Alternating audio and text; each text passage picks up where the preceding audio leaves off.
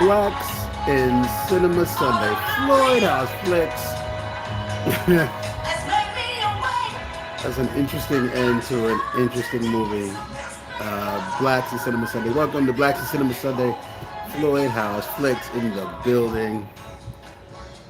Today we profiled, by popular demand, in fact, the movie Claudine.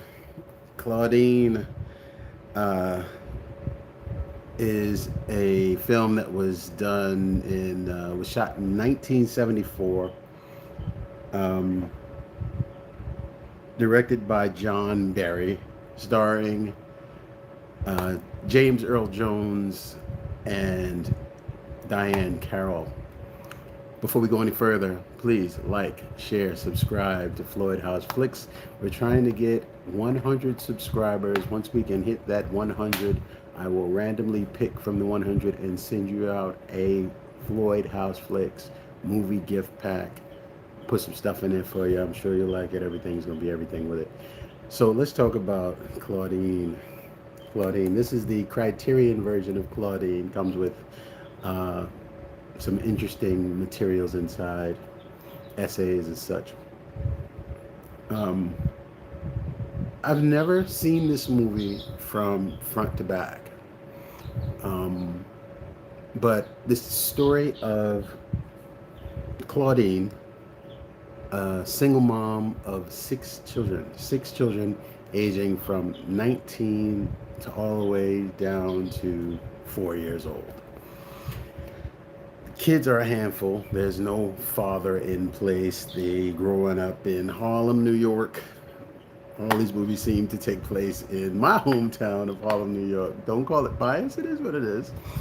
Um, but it's an interesting story. Yet so common in black communities. There tends to be fragmented families or uh, fatherless homes, and the mothers are left to take care of the children. But that was not by accident. If you know anything about the social structure in most urban cities, it's not an accident that the fathers are absent from the home. It's not just the fact that, oh, well, these fathers are having children and they don't want to take care of them. It's quite bigger than that. But before we go too deeply into it, James Earl Jones plays a garbage man. Uh,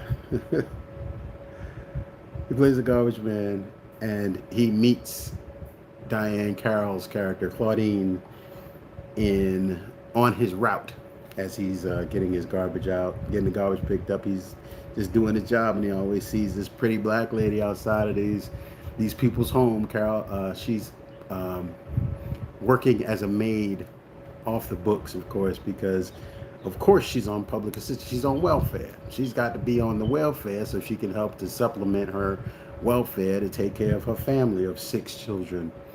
And every time that she gets involved with anything outside of that welfare structure, she has to get taxed for it.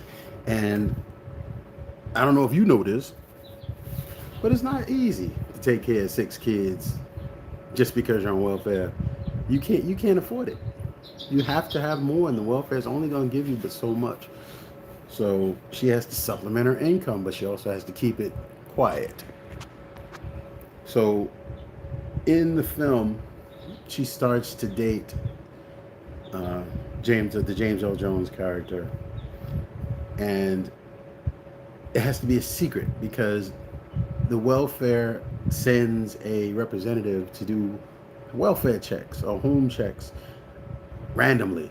So they're always on the lookout for the welfare lady. The welfare lady's outside. And then they have to start shuffling and putting things away because every time, if she gets a new carpet, she has to get credited, taxed for it. If she has to get a new rug or she has to do anything, she's getting taxed for it. So they're living hand to mouth. I mean, if there was any worse way to live, hand to mouth has got to be it. As with a family, you don't know what to do. You don't know. You're not prepared to handle anything. But When, as Claudine is dealing with her children, all different personalities, all with their own individual struggles. You have the oldest child who's growing up a black radical. And in Harlem in the 70s, being a black radical was not unusual, especially for young black men.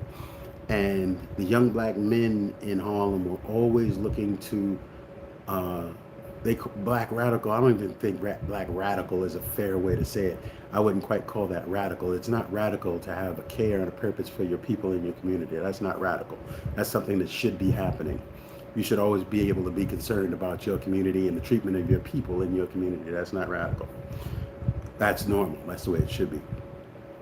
And then you have the young girl, the younger girl, who is the oldest. She's the oldest girl child, but she's younger than the oldest boy, who's 19. She's younger than him. And of course, she's attracted to the black radicals. So her boyfriend is a black radical along with the brother. And then the younger kid, who one of the younger sons, who is very much into just being outside. He's into being in the streets. He's not a bad kid per se, but he's just up under a lot of bad influences, and shooting dice and being places he's not supposed to be. Then you have another young sister who is just attitude. She's all attitude. Everything she does and says is attitude. She's not wrong, but she's just got that attitude on her. You know what it is. If you've grown up in that community, you know what it is. And then there is an even younger son who is feeling ignored. He always feels neglected and left out. So in his mind, he is invisible. So that's how he interacts with his family. He doesn't talk. He can speak, but he doesn't talk. He writes things on a chalkboard and shows it to people to talk and whatever. And then there's a 3-year-old who doesn't, she's just, or rather a 4-year-old, she's just being 4.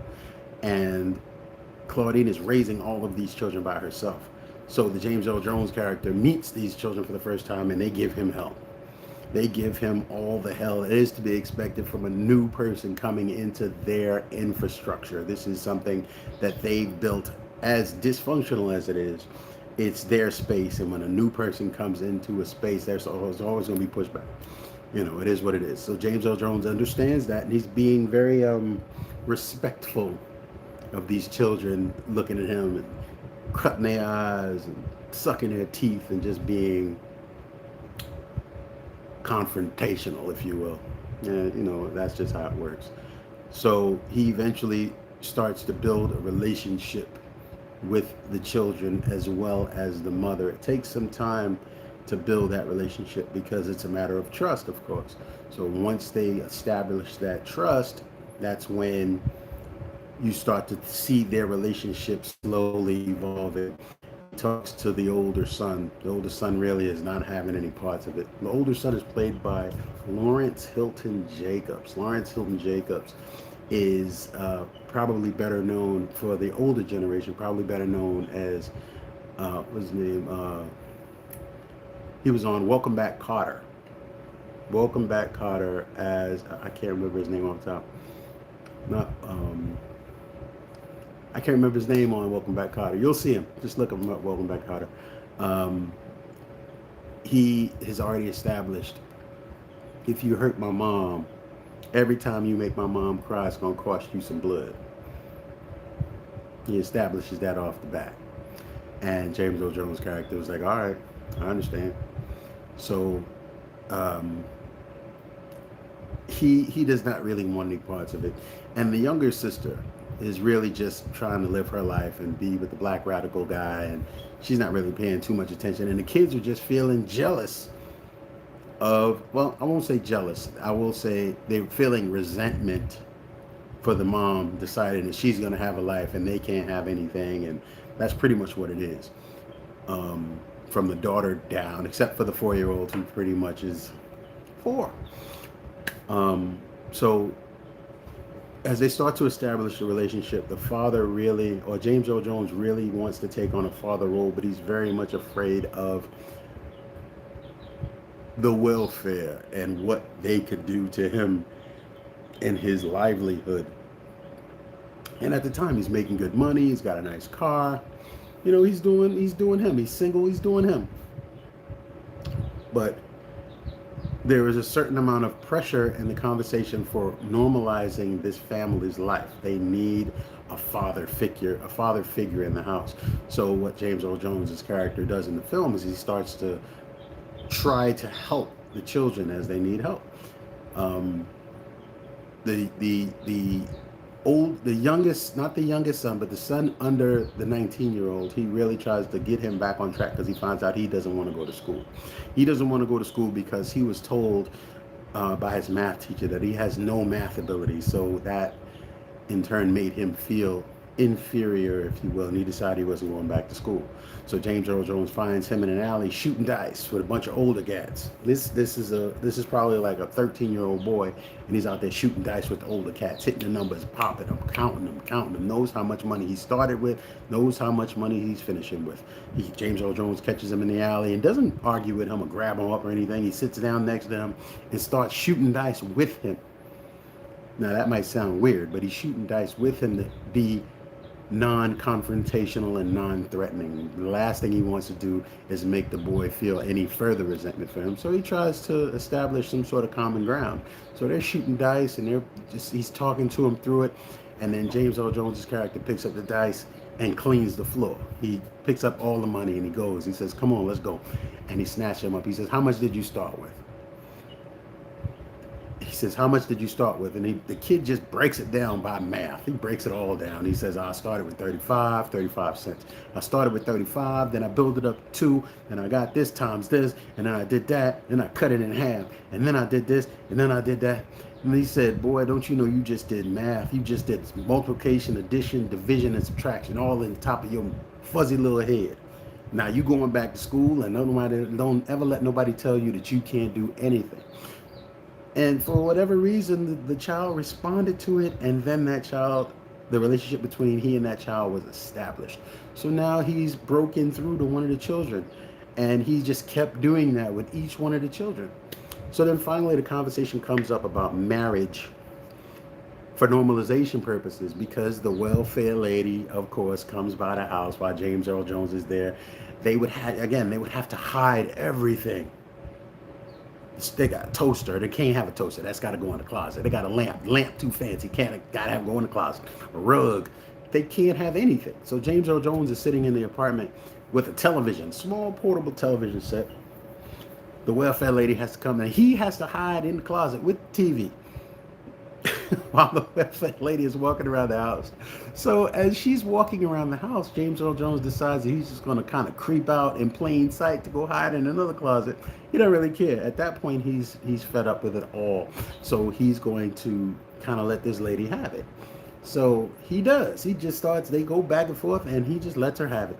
And he says, "I'm not being bothered with this. You can't ask me no more questions." And he left. Then they decided they were going to go to the welfare office and have a conversation about what it would take to be in the family's lives and what it's going to cost. And it's a shame that in that conversation there's a conversation of cost and a conversation of fraud and a conversation of penalties and stuff. It's nuts to imagine that to normalize a household, to bring a male figure into the house for stability with a mother and their children, that there's a conversation of fraud and we're going to cut you loose. In the 70s, in case you didn't know, it wasn't like the employment rates were skyrocketing and life was hard. Life was hard for people, full family homes. Life was hard with a mom and a dad and the babies. That was tough. So when in my community and communities of color, it was tough. I don't know what it was like outside of those communities, but within those communities, it was very difficult to maintain a job, family structure, and just food on the table. It was not the easiest thing to do in our communities or communities of color. It was not the easiest thing to do. So when you try to create that environment for a woman with 6 children, which is that is an undertaking. That is an undertaking. 6 children. That's an undertaking. So you're taking on her and her 6 personalities that live within her household. I applaud you, sir. That is a lot. So to try to do that, bring normality to this type of home environment, and to be then told, yeah, you got to do this, and you have to sign this, and they might do this, and so as he agreed to do all of this stuff, the first thing he got in benefit from it was his check garnished. They took a chunk of his money and threatened to take more, which then sent him into a tailspin. No one could seem to understand what and why he would be affected by that. Not Claudine, not the children. No one understood that, which is understandable because it was never discussed. It was just something that happened, and he reacted to it, and he reacted to it by disappearing. He disappeared. He left the kids, he left her, he took some time off from work, he moved from his apartment, he shut his phone off. He was done. He figured that this was just going to be too much for him. He was going to be a bum. He was going to have to live on the land. He was going to become a hustler. He was going to become a pimp. He was thinking of all sorts of ways that he could stay off the grid in order to just survive and make a living, because he didn't feel like he could do it. So it took him a minute, but oddly enough, the minute that it took him was the minute that Diane Carroll's son, Claudine's son, the oldest son, went looking for him. And that young man made a promise to his mom, if he hurts her, it's going to cost him. So he went looking for him. And before I say that, let me say this about that young man, Lawrence Hilton Jacob character. He was so bothered by the thought of creating more broken families, as black broken families, because he figured it didn't make sense for him to have any kids. He didn't want any kids because of the way that they were being brought into the world with suffering and potential homelessness and stress and police on their backs and all sorts of stuff. He decided, he went off on his own. He was 19. He went off on his own and got a vasectomy at 19 years old. Heavy. A 19-year-old boy without guidance thought that it would make the most sense for him to go and get a vasectomy opposed to just living through life. And then what was funny is one of the children thought they heard him say he cut off his penis. So he went downstairs, the one that doesn't talk. He went downstairs with his chalkboard and palette and wrote on the chalkboard, he cut his dick off. It's on the chalkboard. He cut his dick off. I said, no, he didn't. So the older brother went upstairs. He was like, hey, man, you all right? And the older brother's like, come on, man, get out of here. While he's talking to Claudine, talking to his mom. He's like, come on, man, get out of here. And can I get you something? You sure? And he's like, come on, I don't want to be bothered right now. He said, Charlie, did you cut your dick off? And he snatched the covers and threw it up. And he ran downstairs. He said, he didn't cut his dick off. I saw it. It was a very funny scene. A very funny scene. But back to it, it's just like he just felt that bringing up children just didn't make sense. And he decided that he was going to do something from his angle to make that different. Extreme, yes, extremely extreme. But he did whatever he did. So after that, and after he got a little better, because I know it takes time to heal from a vasectomy. So after he got better, he went looking for the James Earl Jones character. And once he found him in a bar, and he was drunk, he was extremely intoxicated. This is back in the days when the church used to go into the bars and have conversations, or not have conversations, they would have revivals in the bar. And they would go and try to save the drunkards and save the sinners. And it was just something that had happened quite often back in the day. So they're in the church, or rather they're in the bar, just singing church hymns and dancing and playing the tambourines, trying to save the sinners. James Earl Jones gets up and says, I had to testify, and he's just wasted. I gotta testify. I got to do this. Boom, he falls on the floor. And then Lawrence Hilton Jacobs' character comes in, the older son, and he says, I told you. It's going to cost you some blood if you make my mama cry. And he threw him around the bar. And James Earl Jones was like, I understand. I understand. She's better off without me. He's like, you tell her she's better off without me. He said, you go tell her. He grabbed him, punched him in the face.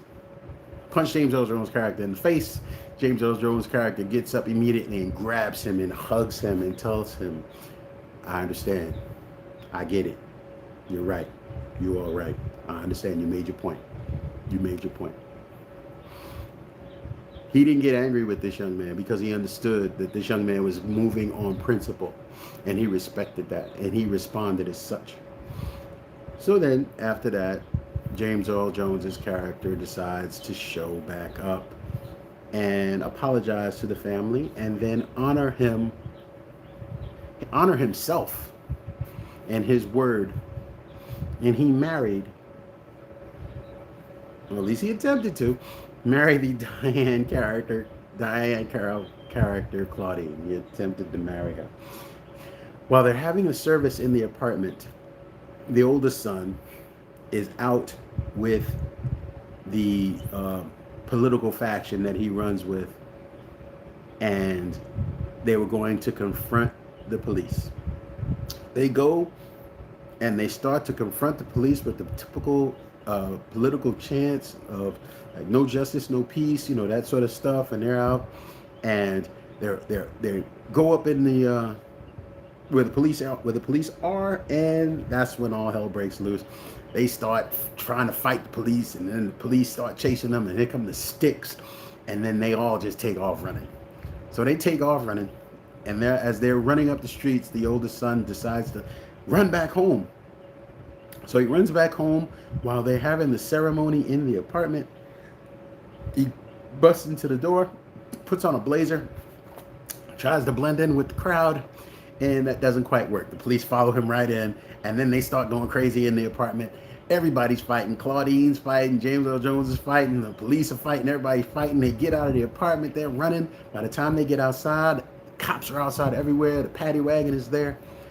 And as I started the recording of Blacks in Cinema Sunday today, is where it was closing. They're all placed inside of what's called the paddy wagon. The oldest son is in there first. Then James Earl Jones jumps in there because they got him too, because he's fighting the cops. And Claudine jumps up in, and then the children start jumping, and it's like, where you going? And then everybody's jumping. The whole family's in the paddy wagon. The music starts. The truck is driving. And then the movie goes, the credits start to roll. That was the wildest ending to a movie that I've seen in a while. I get it. And it was speaking to, we're going together. We're going as a family. And not many people understand how that works. Not many people understand that you're family, and you're family to the end. If you fail, we fail. So we all gonna fail together. And that speaks to unity that not a lot of people understand, and not a lot of people really act on. That's not how it works. But when you are dealing with the struggles of just being a human being in this world, as a person of color, things that, as again, I say this quite often, things that have happened historically are still happening. So you have to always be prepared to deal with those things as they happen. And Claudine was a common recreation of real life. These are things that happen in Black communities. I want to read the notes on the back of the DVD, of the 4K, of the Blu-ray rather. It says, Diane Carroll is radiant in an unforgettable Oscar-nominated performance as Claudine, a strong-willed single mother raising 6 kids in Harlem, whose budding relationship with a gregarious garbage collector, the equally fantastic James Earl Jones, is stressed by all the difficulty of getting by in an oppressive society. Directed by the formerly blacklisted leftist filmmaker John Barry, this romantic comedy with a social conscience deftly balances warm humor with a serious look at the myriad of issues, from cycles of poverty to the indignities of the welfare system that shape its characters' realities. The result of this empathetic chronicle of both black working class struggle and black joy, a bittersweet, big-hearted celebration of family and community set to the sunny soundtrack composed by Curtis Mayfield and performed by Gladys Knight and the Pips. The soundtrack for this movie is phenomenal. If you don't get this movie, get the soundtrack. If you don't know who Curtis Mayfield is, you better find out. One of the next movies we're gonna do, Curtis Mayfield's gonna be profiled in it quite much, quite a bit, a whole lot of bit. So I'm still not gonna say what it is. If you can figure it out from here, you do that, and we'll talk about it next Sunday. But this was a great movie, and I'm glad I got to watch it again. It's been forever, and I was younger and trying to watch these movies. I would sit, and then I would get distracted, and I wouldn't finish it, and whatever. As I'm watching this movie, the resonance that this film has, it's very emotionally stirred by watching this movie. And you don't always need a point of connection to be able to watch these types of movies. These types of movies in this day and age, this type of movie should give you some idea that people aren't making things up when they say things are harder for some people. You want to say that, or you want to think that people make things hard for themselves. No, no, no, no. There's a maze that has to be run in order for people of color to be able to do the things that they need to do. And you're already behind. There's no balance in this sort of thing. It's not equalized by anything for people of color. So when you get the chance to watch, and this is one of the reasons why I started Blacks in Cinema Sundays, as we are underrepresented and our work is underrepresented. So I want to be able to bring these types of things to you so you can experience them from my perspective, so you can go and watch this movie and the movies that I've profiled and come to your own conclusion and understand that this is a reality. It can change.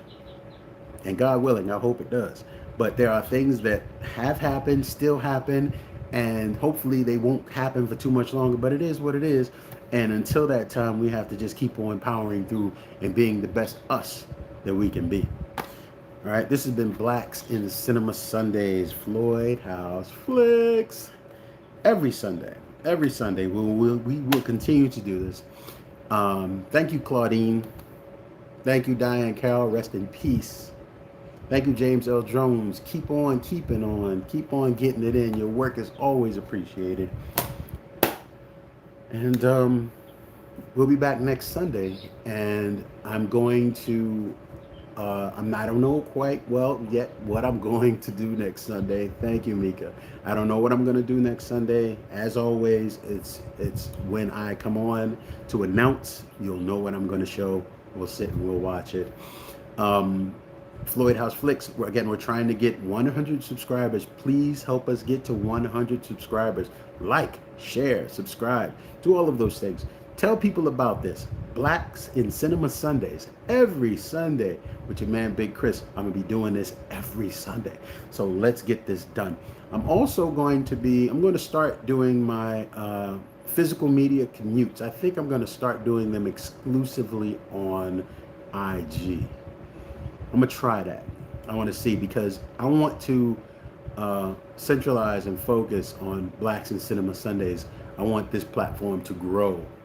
And it won't just be me doing reviews of films or commentary on films like this. I want to start having guests. I want to start spreading the word for this platform so we can have this.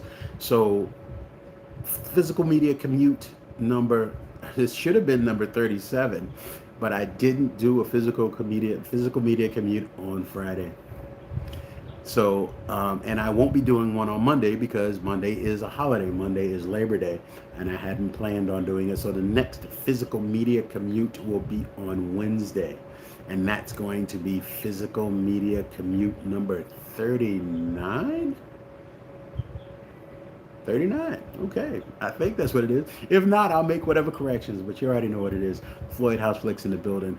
Blacks in Cinema Sunday. We'll be back next Sunday.